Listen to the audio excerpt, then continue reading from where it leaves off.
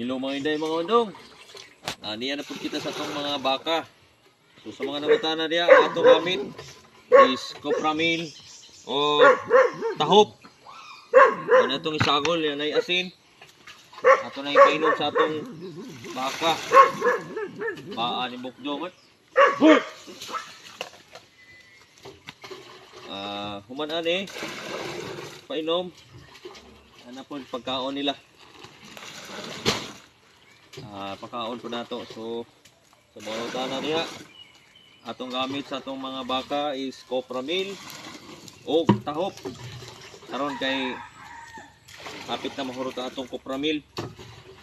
Lisod din siya paliton. Sa mga nangutana de kung asa mapalit o kung sa'y maayong paliton kung walay copramil, cattle concentrate.